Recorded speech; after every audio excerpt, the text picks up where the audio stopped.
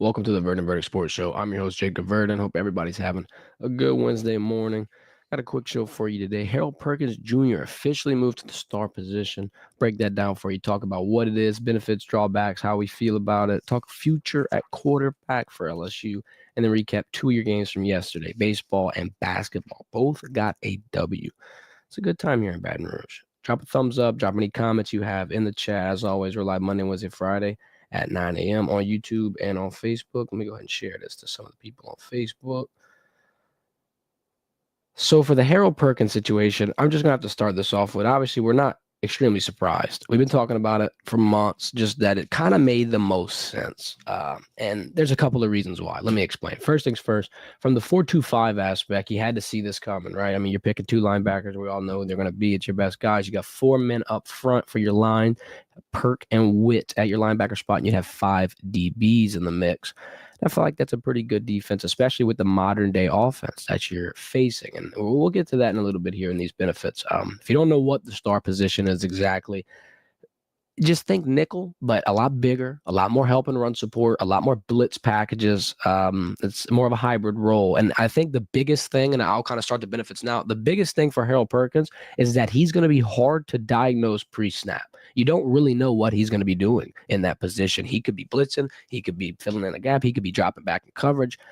Now, with the coverage, there's obviously going to be some growing pains, I think, especially because traditionally, he might be over the damn slot in a man-to-man spread, but I think just the quicker response time that you could have at the line, this is where Blake Baker sees the vision. This is where the benefits start to kind of pile up. And we're talking modern offense. I think really the most modern transition for college football in general, has been the mobile quarterback. I mean, hell, LSU's had one of the better ones.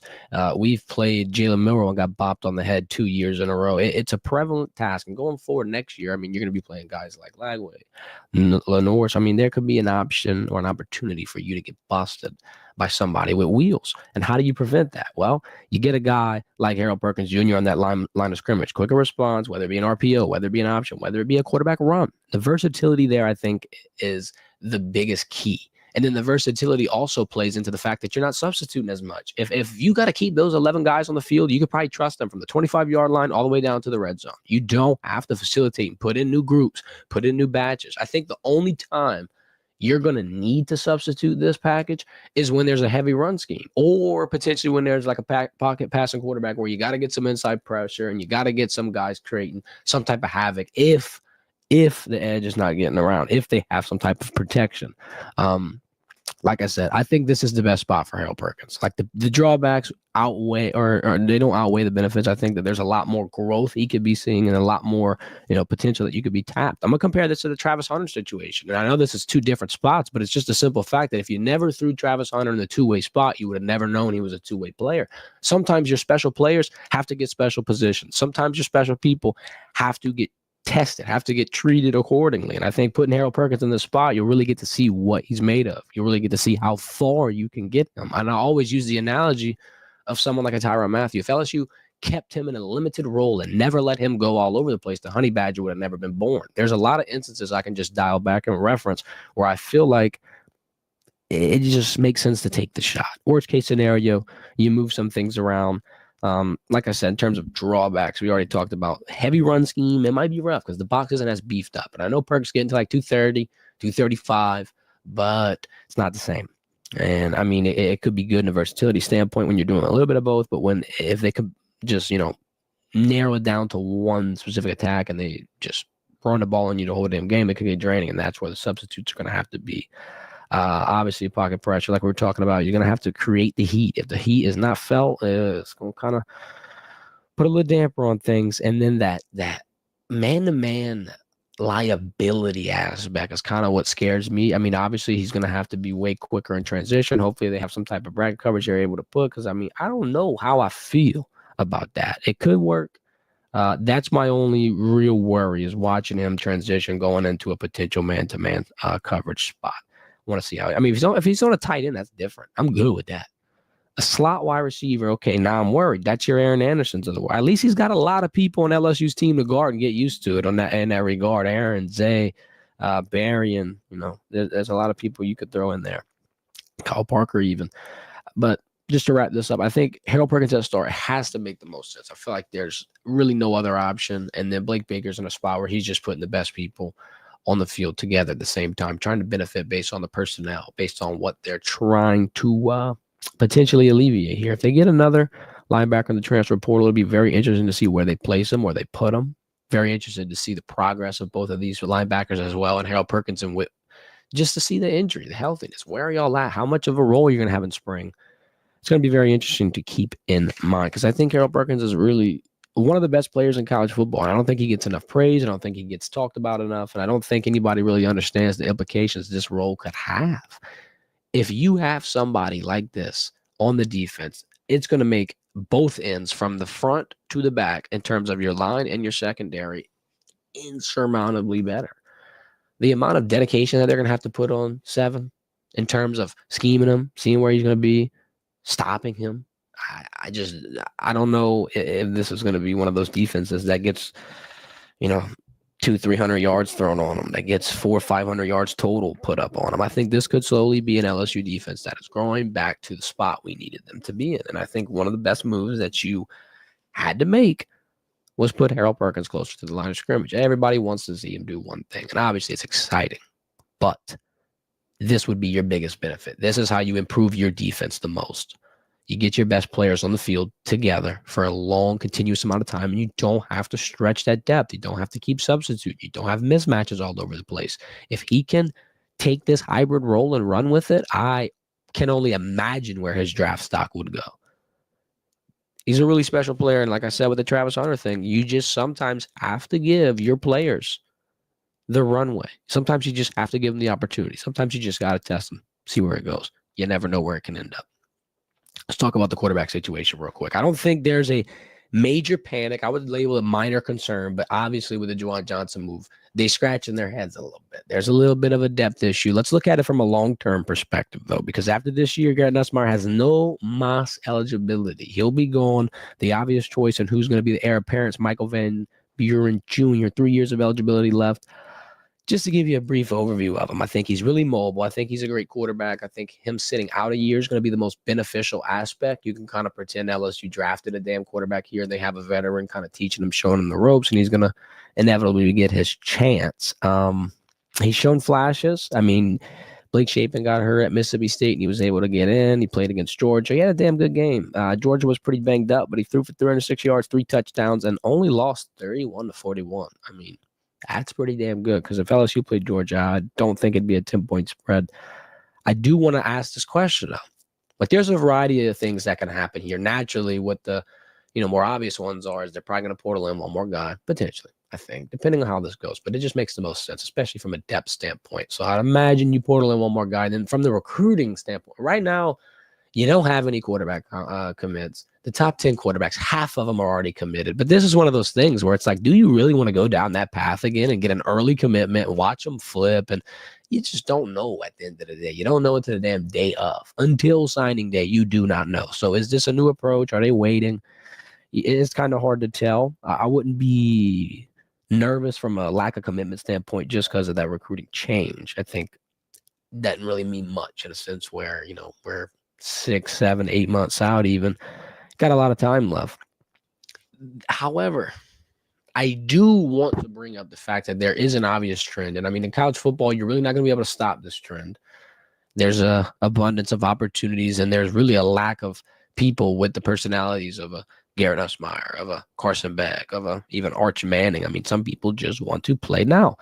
And LSU's had a lot of top quarterbacks that could have potentially been the future, whether it be Walker Howard, whether it be Ricky Collins. I just think now you do have to keep the focus on keeping Colin Hurley. If Colin Hurley doesn't get the job like he probably was envisioning, and you got to roll in and potentially get in a new guy, and you lose 3 of your younger quarterbacks consecutively, I feel like there's a leak in the room. I feel like there's an issue. And like I said, this is college football now. I get it. The NIL world's hard to compete with. You got people paying backups, and now the SEC doesn't have their, professional depth as they used to.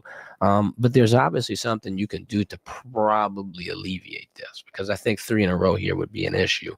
Colin Hurley, you got to keep him at LSU. I think that's really the best case scenario for them in this situation. Michael Van Buren's a really good quarterback. I think he could be the guy. But at the end of the day, after his first year, he's only got 2 more years left on a perfect situation. He could play 2 years at LSU and not even do the last year of eligibility. And now LSU's got to build again after 2 seasons for another quarterback of the future. It's going to be interesting.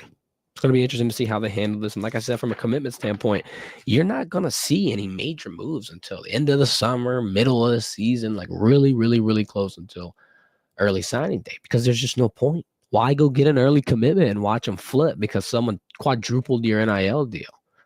It's a tough world to live in, and I feel like that's going to be a double-edged sword for them, because it's kind of tough in terms of getting the depth already, and then it's going to be tough in terms of keeping it, because you've already had trouble keeping it. And I mean, it's going to be one of your biggest areas of focus. And naturally, with the revenue sharing and all the different departures, LSU is going to have a lot of, openings. But I don't know. There's going to have to be a new approach for sure in terms of keeping it here, because I would label this an area of minor concern. Let's talk about the games that happened yesterday real quick. Baseball. Shout out Milam. Big win for LSU baseball. 13-1 performance. They're 4-0 in the year. Game was stopped after the 7th inning due to the 10-run rule. 4th inning is where they made the damn money, though. 8 runs in the 4th inning. Shout out Ethan Frey. Came in at the DH spot. 3-run homer. 3 for 4 on the day. For the pitching staff, you got a glimpse of Connor Ware. He had 3 innings pitched, no hits, 2 strikes, and a walk. Here's an interesting stat for LSU baseball. They have played 34 innings of baseball. They've only allowed 3 runs, 2 runs in 27 innings last series. They're looking good. They're looking hot. Naturally, it's a smaller comp. They're starting slow, but you got to take it when you can. You got to just be excited that they're doing the right things and heading in the right direction. Tonight, they played Nichols at 6:30 on the road, back of the box this weekend versus Omaha for a series. Hopefully, LSU can stay undefeated through this weekend. I believe they're the number 2 team in baseball right now. The future's looking good. You got Jay Johnson talking about all the depth, talking about the way that everybody's been handling their situations, whether they've been benched or whether they've not been getting the play time. Like Ethan Frey, for example, one of those outfielders that's been trying to, get his name in the mix, and he gets his opportunity tonight at the DH spot, and boy, did he lit it up. It's just one of those moments where you're watching a team find their footing and at the same time having instant success. It's entertaining. Now, let's switch gears to a team not having as much success, but still getting victories. LSU men's basketball, 81-67 win versus South Carolina. This is their 3rd SEC win in 13 games. Ouch. Season high 13 3 balls, 43% behind the arc, double-digit threes for the 8th time this year. I mean, there's a trend there. Threes are better than twos, guys. Simple math. The team does have a little bit of depth, more depth than I would have thought, right? And it's not saying they're the deepest team in the SEC by any stretch of the imagination, but you got 4 players scoring double-digit points. Your opponents only have 2. You sharing the love. I mean, you almost had 5. One dude had 8 points. I think that the offensive depth is a little bit there. Defense did come in clutch today or last night. 18 turnovers, 23 points off of them. It's just so interesting to watch this team. And I mean, we talked about Matt McMahon, and obviously everybody's talking about him staying for year 4. And when we were breaking down whether or not that should be the case, it all revolved around NIL. It all revolved around the focus, because naturally this is probably the 4th sport in terms of focus. You got football, you got baseball, you got women's basketball. Then you can argue you've got men's basketball. The average NIL budget in the SEC for men's hoops, $3 million. In Arkansas, the damn Razorbacks have went as far as to spending $8 million. I think the sweet spot's somewhere in the middle. Here's the thing, though. You got to have a damn good offseason. This isn't something I think that they're going to wait 2 more years on. Like, I think this is you have to have a big season in the portal. You have to have a nice season recruiting, and we really have to turn over a new leaf. Maybe not enter a tournament. That'd be nice. But I think they do want to see some quick success next year. I mean, in terms of success, at least an improvement. Like, you don't have to be the best team in the SEC, but at the end of the day, you're going to need something better than this. I mean, the crowd's dead. No one's really bought into the program. It's not nothing that, falls on them. Obviously, the performance is lacking, but at the end of the day, like, they do have to kind of try to get the hype back in the program. And I think the only way you get the hype back in is you draw the big names. Obviously, you win games, but you're not winning games if you don't have the squad around you. It'll be interesting to see what they do in this offseason and how they approach it. Because if he's coming back, they got to lock in and reload. It makes sense, I guess, because I mean, you hear a lot of perspectives, and I'll talk about this one at least. Firing him, paying the buyout, and buying another coach would be potentially a waste of money in terms of he's already been here. You could put that money in toward a roster and see what he could do with it, because they have been limited from that resource standpoint, especially with the restrictions and the recruiting aspect when he first got here. Now, obviously, those are kind of at the wayside, and it's just a struggle bus, but I feel like there is some hope. I feel like there is an opportunity for LSU to see some success at men's basketball. I'll tell you what makes it tougher. I'll tell you what makes it worse for an LSU fan is watching Will Wade and McNeese have success. I'm not saying it's a comparative situation, and I'm not saying that one should be more successful than the other. It's just the fact that everybody's wondering what could have been. What could have been if Will Wade was still over here? And that's, I think, one of the biggest problems that they're going to have to alleviate. They got to step out of that shadow, step into their own shadow. They do have an opportunity to do it on Saturday. Number 2, Florida at home, 5 p.m. I mean, damn, if you get that victory, hype's rolling. I think you'd sell out the damn PMAC the next game. I don't know, Matt. I got hope for the men's basketball team. I just need to see something. I need to see big moves, big wins, big performances. March Madness. I need to see some madness. Not this year. Hopefully next year. Appreciate everybody for tuning in. We'll be live Friday. Hit the thumbs up on your way out. Y'all have a good one.